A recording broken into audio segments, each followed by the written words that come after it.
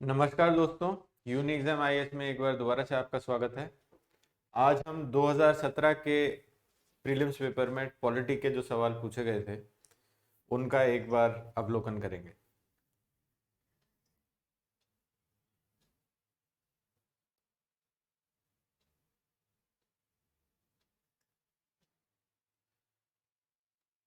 तो पहला सवाल है, one of the implications of equality in a society is absence of. एक बार दोबारा से देख लेते हैं, थोड़ा सा रिवीजन कर लेते हैं। इक्वालिटी होता क्या है? इक्वालिटी जैसे हम देख चुके हैं, equality is similarly placed people being treated similarly, similar treatment given to same class of people, ये होगा इक्वालिटी।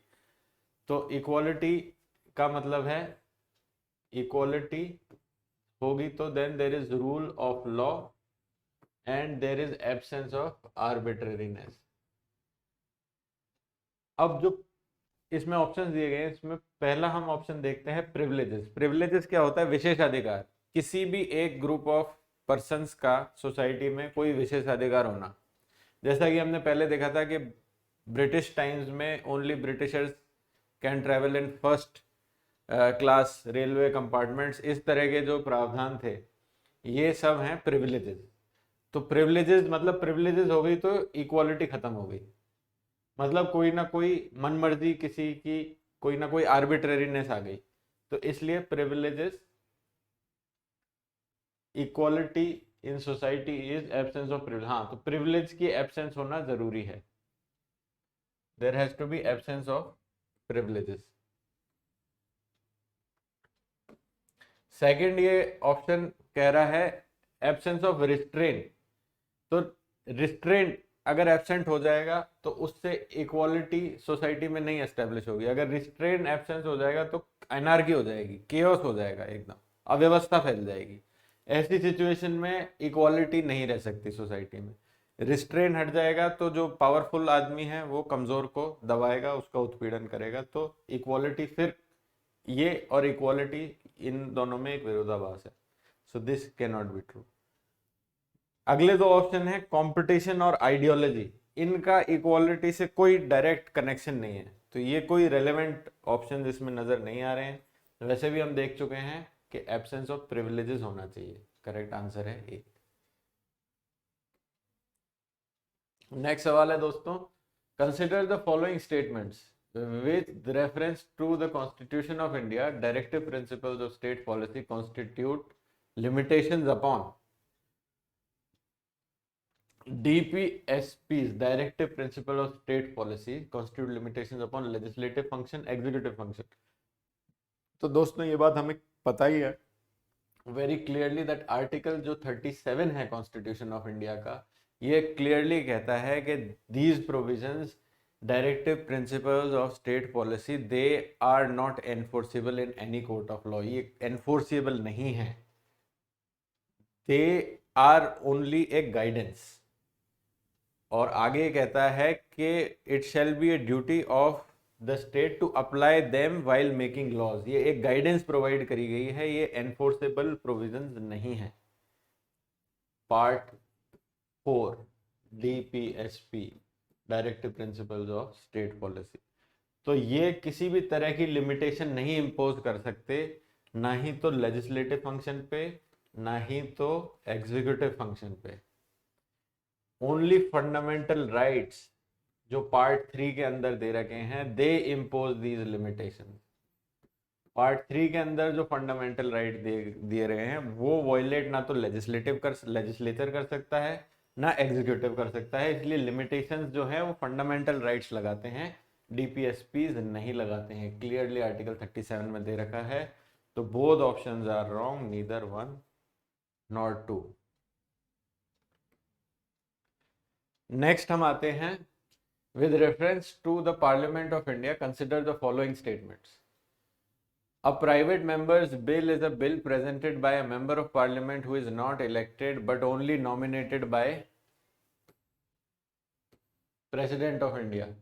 ये प्राइवेट मेंबर बिल की बात कर रहा है, ये नॉमिनेटेड मेंबर बिल नहीं कह रहा है। एक बार देखते हैं कि what is a private member bill. तो जो भी any bill which is presented by any member of parliament who is not a minister, तो जो भी मिनिस्टर नहीं है मेंबर ऑफ पार्लियामेंट, वो अगर कोई बिल प्रेजेंट करेंगे तो that is called a private member bill. ऐसा बिल प्राइवेट मेंबर बिल होता है। इसका मेंबर बीइंग इलेक्टेड या नॉमिनेटेड इससे कोई लेना देना नहीं है, बस वो मिनिस्टर नहीं होने चाहिए। अगर वो मिनिस्टर नहीं है तो then it is private members bill. Next है, recently a private member bill has been passed in the parliament of India for the first time. कहता है फॉर द फर्स्ट टाइम, तो जब भी इस तरह के ब्लैंकेट स्टेटमेंट्स आते हैं तो एक डाउट मन में वैसे ही क्रिएट हो जाता है। दूसरा, ये जिस साल में ये सवाल पूछा गया था उस साल एक प्राइवेट मेंबर्स बिल पास हुआ था राज्यसभा में फॉर राइट्स ऑफ ट्रांसजेंडर्स। तो उस साल ये करंट के न्यूज में ये टॉपिक था। तो जो बच्चे जिन्होंने करंट अफेयर जो अच्छी तरह से तैयारी कर रखी है जिन्होंने, they can easily handle such question. पर अगर आपको कुछ आइडिया नहीं आ रहा है तो then you should not avoid such kind of questions. तो for the first time clearly नहीं था, क्योंकि इससे पहले हो चुके हैं प्राइवेट मेंबर्स बिल पास। तो करेक्ट आंसर इस केस का है वन ओनली। बट अगर आपको डाउट है इस तरह के सवाल में, so then don't attempt these questions.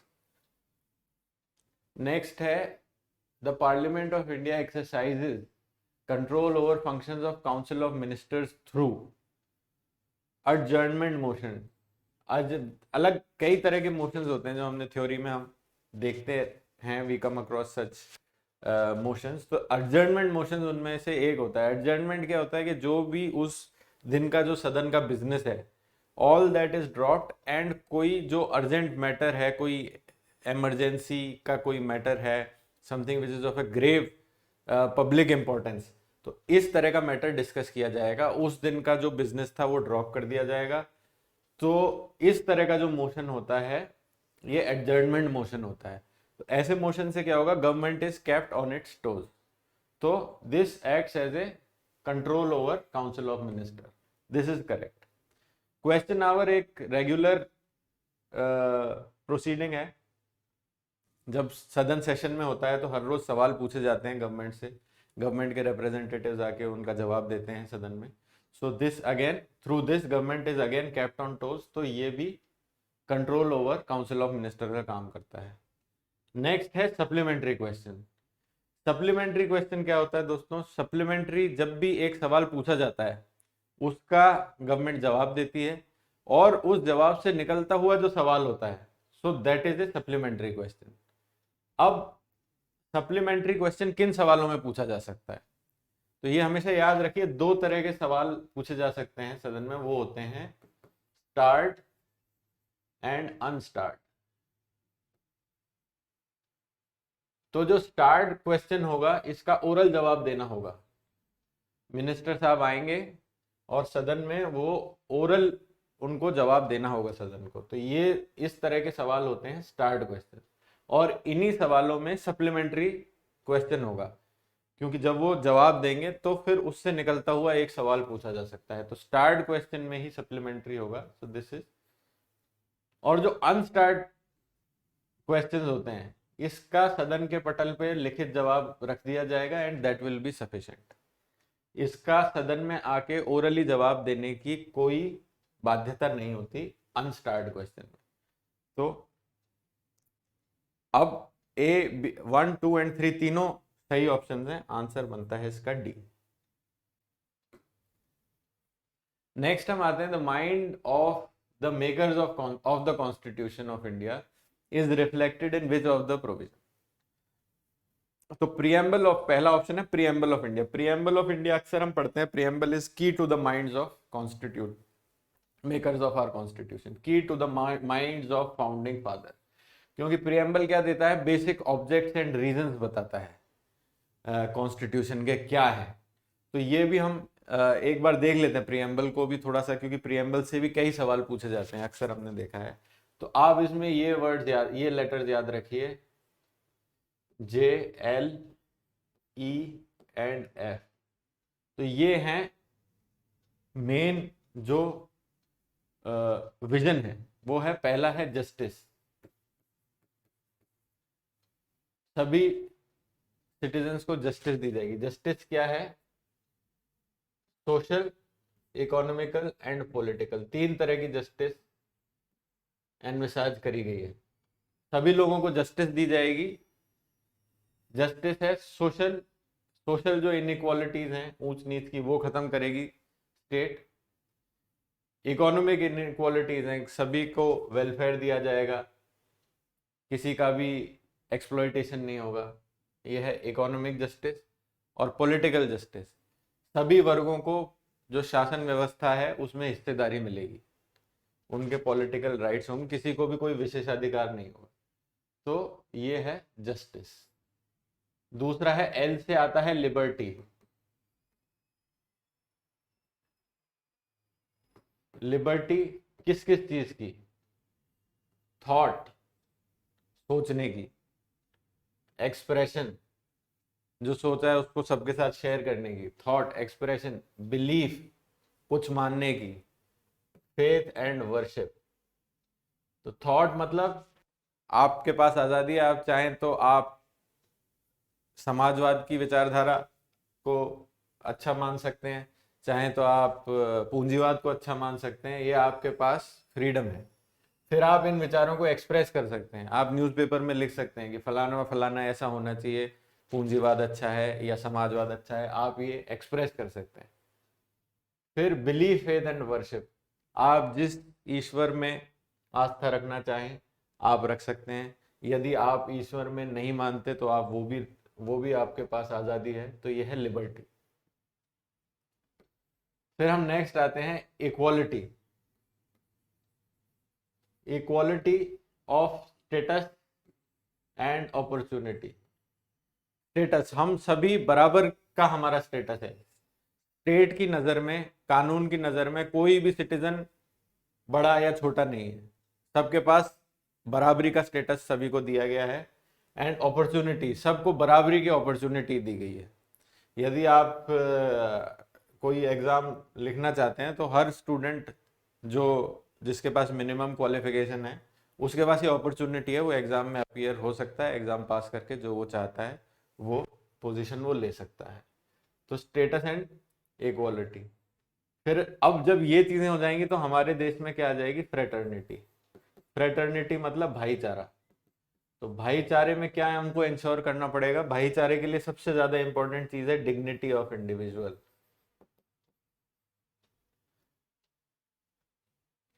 और डिग्निटी ऑफ इंडिविजुअल रहेगी, ये सारी चीज रहेंगी तो फिर क्या होगा? हमारा sovereignty and integrity of the country will be protected. तो ये है बेसिक प्रियम्बल का जो विजन है। तो preamble is the key to the minds of makers of constitution. Fundamental right and directive principle, ये बड़े स्पेसिफिक और सब्सटेंटिव प्रोविजंस हैं। तो definitely they are not this thing, they are not reflective of mind of maker of constitution. Then fundamental duties, ये तो आया ही 42nd amendment में है, तो ये तो हो ही नहीं सकता, ये तो था ही नहीं शुरू में कॉन्स्टिट्यूशन में। नेक्स्ट हम आते हैं, the main advantages of the parliamentary form of government is that the executive and legislature work independently. कह रहा है पार्लियामेंट्री फॉर्म ऑफ गवर्नमेंट में executive and legislature work independently. देखिए, जो पार्लियामेंट्री फॉर्म ऑफ गवर्नमेंट होता है उसमें जो एग्जीक्यूटिव को हेड करते हैं वो होते हैं council of ministers, and council of minister are a part of legislature. तो एग्जीक्यूटिव एंड ये top executive is a part of legislature, this is wrong. It provides continuity of policy and is more efficient. तो ये continuity of policy नहीं होती, सरकारें बदलती रहती हैं फ्रॉम टाइम टू टाइम, ये तो ब्यूरोक्रेसी के लिए ज्यादा रेलेवेंट है ये वाला ऑप्शन। तो this becomes wrong. Executive remains responsible to legislature. Executive जो होता है वो रेस्पॉन्सिबल टू लेजिस्लेचर रहता है, because council of minister is a part of legislature. when they lose their majority in legislature, when they lose the confidence of legislature, so then they have to resign. This is correct. Next is head of the government cannot be changed without election. ये कोई ज़रूरी नहीं है, कई बार head of government जो होता है prime minister, they are changed without any election. Without election के भी प्राइम मिनिस्टर चेंज होते हैं, इसलिए ये ऑप्शन भी रॉन्ग है. Correct answer is C. Next is in the context of India which of the following is the correct relationship between rights and duties.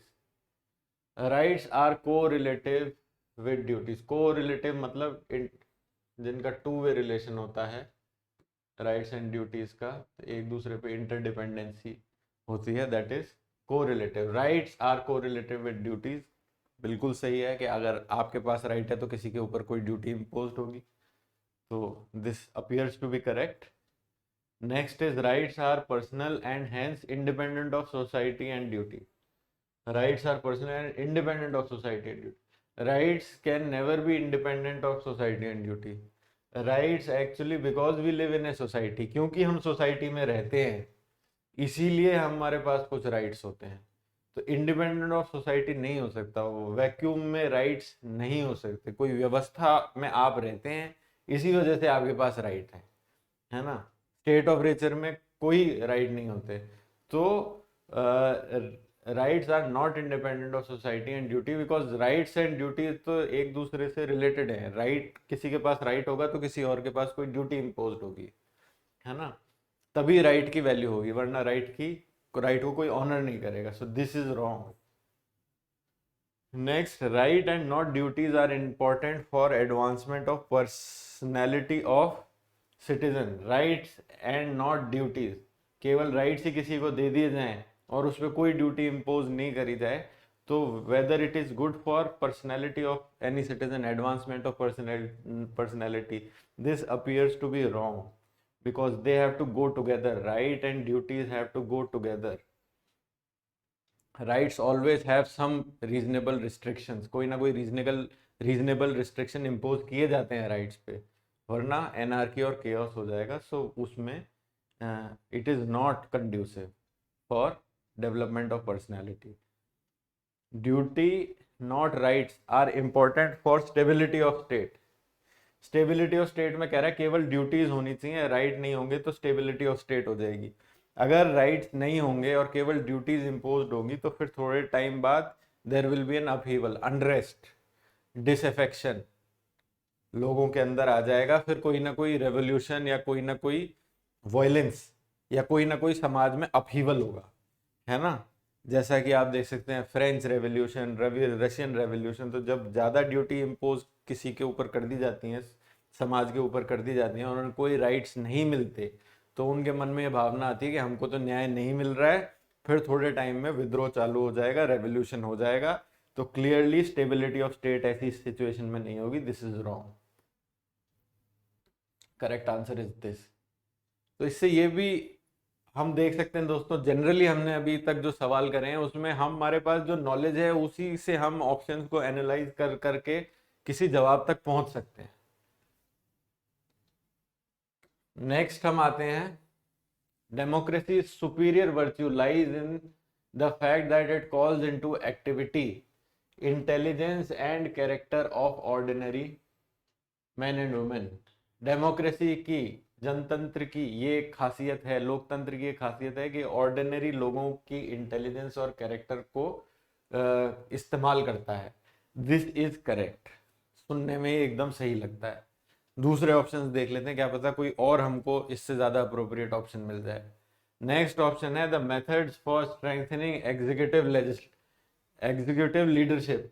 तो democracy को इसलिए नहीं हम अडॉप्ट करते हैं क्योंकि एग्जीक्यूटिव लीडरशिप हमको स्ट्रेंथन करनी है. तो इनका कोई डेमोक्रेसी का एग्जीक्यूटिव लीडरशिप को स्ट्रेंथन करने का कोई पर्पज नहीं है, ये उद्देश्य नहीं है डेमोक्रेसी का. This is wrong. Next, superior individual with dynamism and calls into activity a superior individual with dynamism and vision. नहीं, wrong. डेमोक्रेसी में सब बराबर हैं, कोई भी चुनाव लड़ सकता है, कोई भी सेलेक्ट हो सकता है, कोई भी लीडर बन सकता है. This is wrong. There is no superior individual in eyes of law, है ना. तो ये गलत है। A band of dedicated party workers, ये भी कोई इतना ज्यादा रेलेवेंट लग नहीं रहा है। तो इन सभी हम ऑप्शंस को देखें तो इसमें सबसे अप्रोप्रिएट हमको ए लगता है। Which one of the following objectives is not embodied in the preamble to the Constitution of India? ये देखिए फिर प्रियम्बल से एक ही साल में 2 सवाल पूछ लिए गए। प्रियम्बल, इसीलिए प्रियम्बल की आप एक रीडिंग लगाइए, और मैंने आपको ऑलरेडी उसको याद करने का एक तरीका बता रखा है, तो आप उसको भी ध्यान में रखिए और एक रीडिंग लगा ही लीजिए। प्रियम्बल, फिर जो फंडामेंटल राइट्स हैं एटलीस्ट इनकी हेडिंग्स की, directive principle of state policy इनकी हेडिंग्स की, और फंडामेंटल ड्यूटीज, इन सब की आप रीडिंग लगा लीजिए अच्छी तरीके से, क्योंकि बहुत सारे सवाल आप इन, अगर ये आपको पक्के याद होंगे तो कई आप सवाल हैंडल कर सकते हैं इसके द्वारा। तो दोबारा इस सवाल में हम आते हैं। Following objective is not embodied in preamble to constitution of India. कहता है liberty of thought, economic liberty, liberty of expression, liberty of belief. तो लिबर्टी हमने देखा था, लिबर्टी किन किन तरह की लिबर्टी कॉन्स्टिट्यूशन में एनविजन करी गई है। लिबर्टी ऑफ थॉट, चाहो तो पूंजीवाद को सपोर्ट करो, अच्छा मानो, चाहो तो समाजवाद को अच्छा मानो। थॉट एक्सप्रेशन, जो भी मानते हो उसको आप लोगों तक पहुंचाओ। बिलीफ, फेथ एंड वर्शिप, जिस भगवान में आप आस्था रखते हो आप रखो, और अगर आप किसी भगवान में आस्था नहीं रखते तो आपको वो भी अधिकार है। ये है लिबर्टी जो एनवर्साइज करिए। तो इसमें लिबर्टी क्या है, थॉट हमने देखा माना गया है। इकोनॉमिक लिबर्टी की कोई बात नहीं करी, इकोनॉमी की बात करी गई है। जहाँ जस्टिस की बात करता है वहां कहता है जस्टिस मैं दूंगा, होनी चाहिए सोशल, पॉलिटिकल एंड इकोनॉमिकल। यहाँ पे जस्टिस में इसकी बात करी गई है। लिबर्टी ऑफ एक्सप्रेशन बिल्कुल है, लिबर्टी ऑफ बिलीफ बिल्कुल है। इज नॉट एम्बॉडीड, तो ये वाला हमारा आंसर बन जाएगा। ये वाला एम्बॉडीड नहीं किया गया है, बाकी किया गया है। Next, which one of the following is not a feature of Indian federalism. इनमें से कौन सा इंडियन फेडरलिज्म का फीचर नहीं है। पहला कहता है there is an independent judiciary in India. Bharat में इंडिपेंडेंट जुडिशरी है, ये इंडियन फेडरलिज्म में एनविसाज किया गया है। Powers have been clearly divided between centre and state, एकदम बिल्कुल सही। शेड्यूल 7 में क्लियरली डिफाइन किया गया है, ये स्टेट की पावर है, ये सेंटर की पावर है। See, the federating units have been given unequal representation in the Rajya Sabha, एकदम सही। संविधान में पीछे जो शेड्यूल है उसमें हर स्टेट का अलग है, राजस्थान का 10 है तो यूपी का ज़्यादा है, दिल्ली का 2 या 3 है शायद। तो दिस इज हर स्टेट का और यूनियन टेरिटरी का अलग अलग रिप्रेजेंटेशन है राज्यसभा में, बराबर नहीं है। यूनाइटेड स्टेट्स में उल्टा होता है, वहाँ सेनेट में सबके पास बराबर, आई थिंक शायद 2 सीटें होती हैं हर स्टेट के पास, पर इंडिया में ऐसा नहीं है, राज्यसभा में अलग अलग है।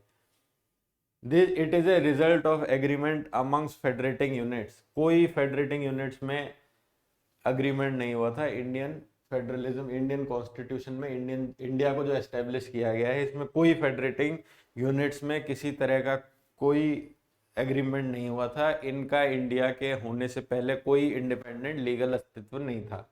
ये इसको हम कॉन्ट्रास्ट में देख सकते हैं यूनाइटेड स्टेट्स के। यूनाइटेड स्टेट्स में 13 कॉलोनीज थी, उन्होंने एग्रीमेंट करके यूनाइटेड स्टेट्स ऑफ अमेरिका बनाया, पर इंडिया में ऐसा नहीं हुआ। ये होता है, इसे कहते हैं कमिंग टुगेदर फेडरलिज्म। ये अलग अलग एंटिटीज थी, वो सारी एक साथ आई और उन्होंने एक फेडरल कंट्री बनाई। इंडिया में ऐसा नहीं था, इंडिया में पहले कंट्री थी और फिर अलग अलग जो फेडरेटिंग यूनिट्स हैं वो बनाई गई। और इंडिया में जो सेंटर है उसके पास पावर भी है, वो स्टेट्स बना सकता है, स्टेट्स की बाउंड्री ऑल्टर कर सकता है, नेम ऑल्टर कर सकता है। तो इंडिया जो है इनडिस्ट्रक्टेबल यूनियन है, इनडिसॉल्वेबल यूनियन है, और ये आर्टिकल 1 ऑफ कॉन्स्टिट्यूशन बड़ा ही क्लियर कर देता है। ओपनिंग लाइन ही है, India that is Bharat shell be A union of states. तो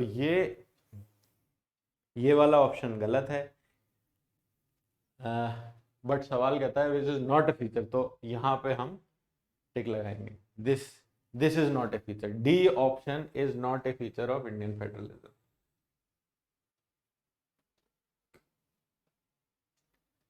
नेक्स्ट हम आते हैं, out of the following statements choose the one that brings out the principle underlying the cabinet form of government. Cabinet form के underline क्या principle होता है? An agreement for minimizing criticism against government whose responsibilities are complex and hard to carry out to the satisfaction of all।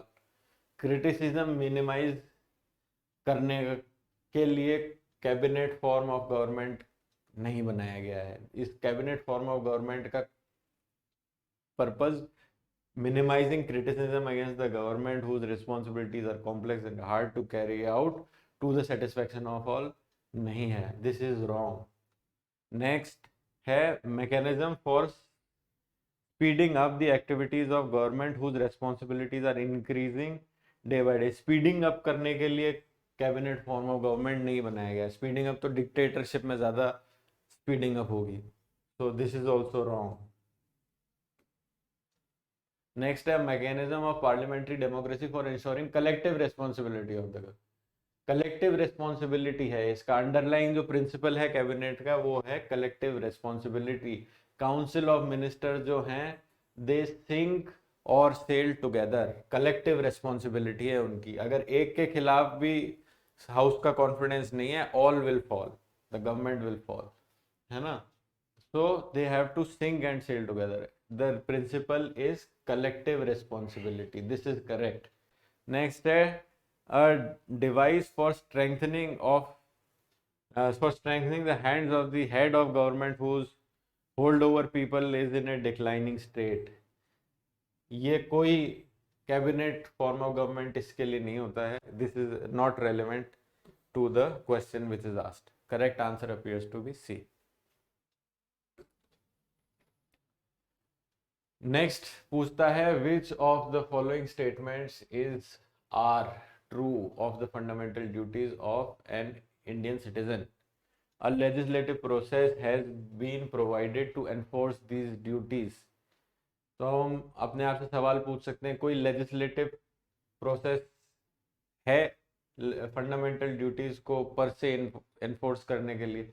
Fundamental duties जो हैं ये खुद से enforce नहीं हो सकती, इनके परसुएंस में या तो कोई स्टेट एक्ट का जो स्टेट एक्ट ऑफ स्टेट हो, कोई लॉ हो, there has to be something which imposes a substantive duty. एक सब्सटेंटिव ड्यूटी किसी लॉ द्वारा इम्पोज होनी चाहिए, वो ही एनफोर्स करी जा सकती है।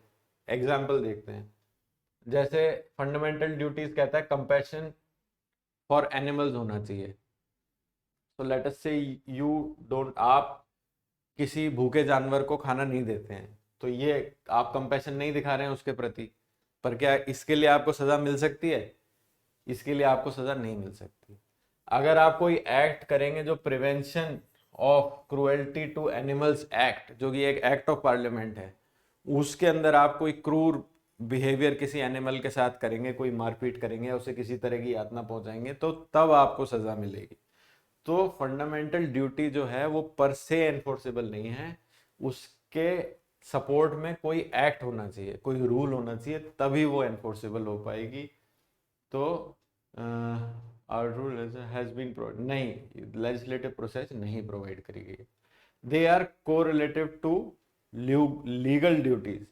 तो जो ड्यूटी होती हैं, duty are correlative to rights, है ना। So this also becomes wrong. Correct answer is neither 1 or 2।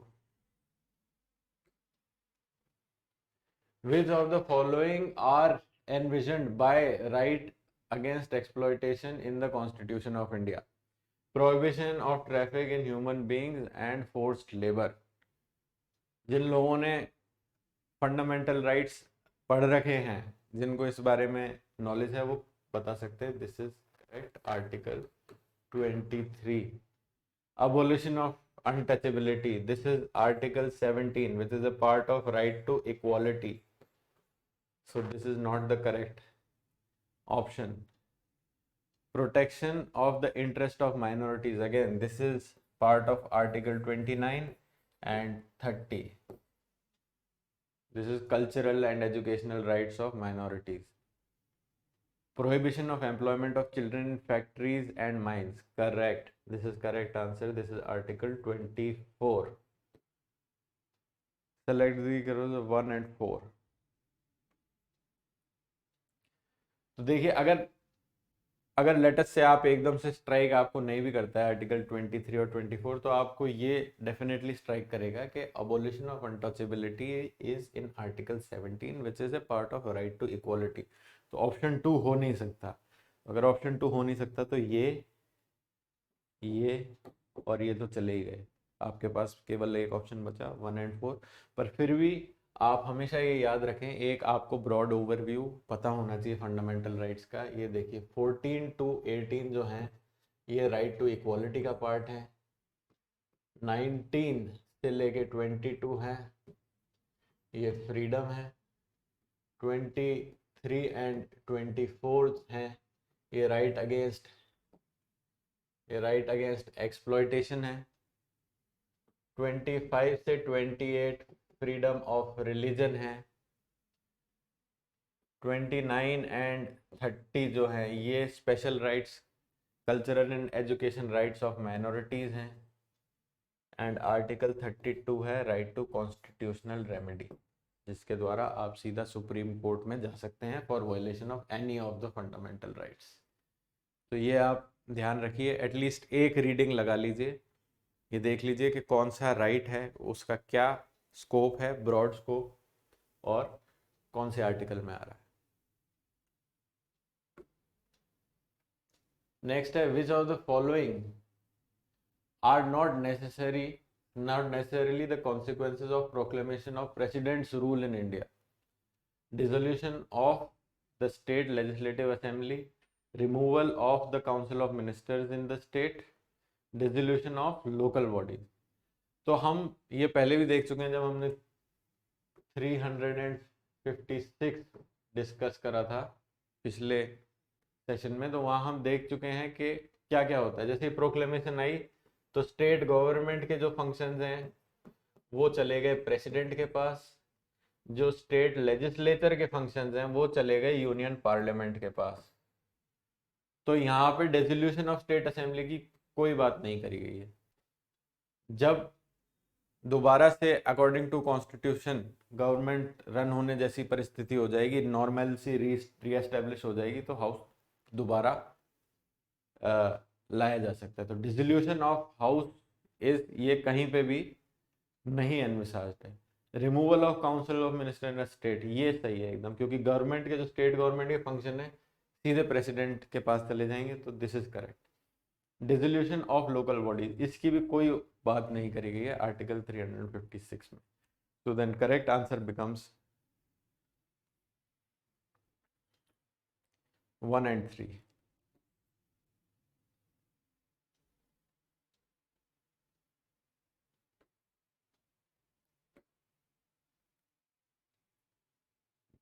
Right to vote and to be elected in India is a fundamental right, natural right, constitutional right, legal right.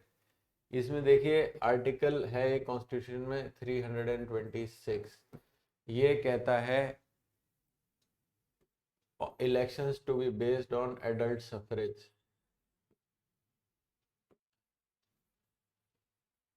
तो constitution के अंदर ही ये बात जब कही गई है तो ये क्या बन गया, कॉन्स्टिट्यूशनल राइट. इसमें एडल्ट सफरेज का मतलब है right to vote and be elected.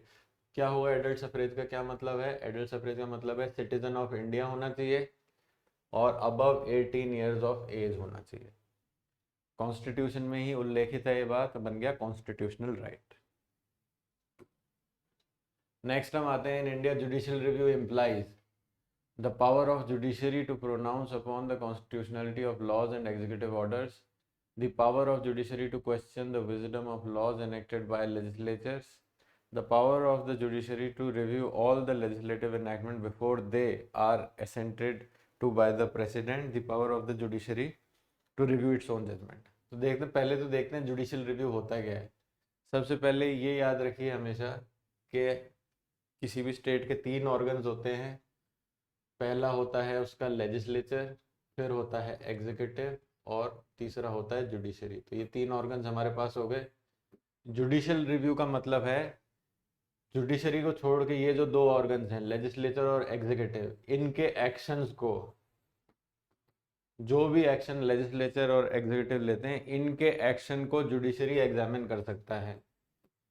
तो ये जो पावर जुडिशरी को दी गई है, इसको कहते हैं जुडिशियल रिव्यू। जुडिशियल रिव्यू क्या है? Examination of executive and legislative action by judiciary as to whether it is violating any principle of constitution और नॉट।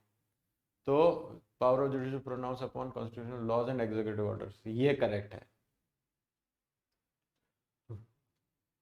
क्वेश्चन द विजडम वाली कोई बात नहीं है इसमें, केवल वो ये देखेंगे कि ये कॉन्स्टिट्यूशन के कॉन्फ्लिक्ट में तो नहीं आ रहा है कोई एक्शन। क्वेश्चनिंग ऑफ विजडम वाली कोई बात नहीं है, ओनली जो देखना है वही देखना है कॉन्स्टिट्यूशन का वायलेशन हो रहा है या नहीं। नेक्स्ट हम देखेंगे power of judiciary to review before they are assent, ऐसी कोई बात नहीं है, this is wrong.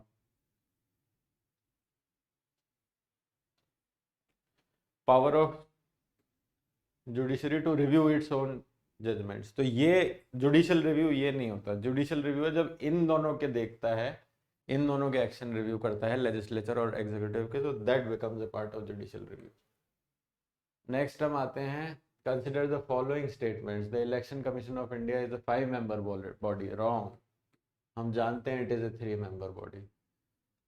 The union ministry of home affairs decides election schedule for conduct of both general election and by election. Union ministry कह रहा है, wrong. Constitution कहता है सुपरिंटेंडेंस, direction and control of election is by election commission. Election से संबंधित जो भी activity है वो इलेक्शन कमीशन करेगा। सुपरिंटेंडेंस, डायरेक्शन एंड कंट्रोल ये of election is with election commission. This is absolutely wrong. Election commission resolve the dispute relating to splits और mergers of recognize political parties. Again ये थोड़ा सा specific है, हो सकता है कि आपको ये स्ट्राइक नहीं करे वेदर दिस इज करेक्ट और नॉट, तो भी ये जो 2 कॉमन नॉलेज आपके पास हैं, इसके द्वारा आप इस जवाब तक पहुंच सकते हैं। 1 और 2 ऑप्शन हो ही नहीं सकते, तो ऑप्शन केवल आपके पास बचा D, correct.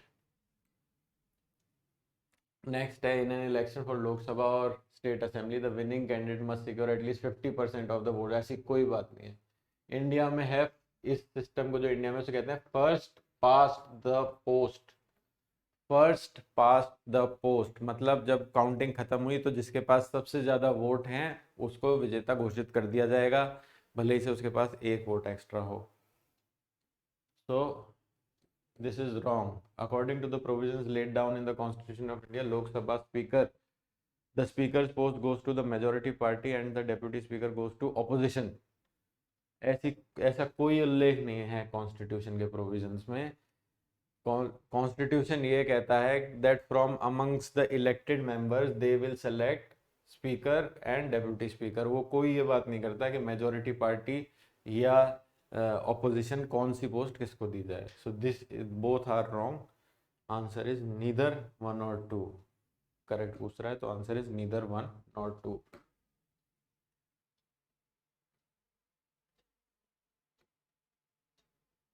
Next is, for election to Lok Sabha, nomination paper can be filed by anyone residing in India, a resident of the constituency from which election is to be contested. एक हम देख चुके हैं India में है provision adult suffrage का। वो क्या है? वो है कि सिटीजन होना चाहिए, इंडिया का सिटीजन होना चाहिए और 18 ईयर्स से ज़्यादा उसकी एज होनी चाहिए। Anyone residing in India need not be a citizen of India, तो ये नहीं हो सकता है ना। कोई फॉरेनर है, वो इंडिया में आके कुछ टाइम रह रहा है पर उसने इंडियन सिटीजनशिप नहीं ली, तो वो इलेक्शन नहीं लड़ सकता, वोट भी नहीं डाल सकता। Next is the resident of constituency from, तो ये कोई ज़रूरी नहीं है क्योंकि ये हम जानते हैं कि कई बार 2 कॉन्स्टिट्यूएंसी से लोग चुनाव लड़ते हैं, तो उसमें ही can not then satisfy this condition, तो ये भी नहीं हो सकता। Any citizen of India whose name appears in electoral roll of a constituency, इसमें भी कोई बाध्यता नहीं है, ये भी नहीं हो सकता। अगेन जो लोग दो जगह से चुनाव लड़ रहे हैं तो वो इसको नहीं सेटिस्फाई कर सकते। Any citizen of India, this is the correct answer, और यही उसमें लिखा भी है। आर्टिकल 326 में हम देख चुके हैं पहले, यही लिखा हुआ है, he has to be citizen of India. With this we come to an end of this session. Please like, share and subscribe. Thank you.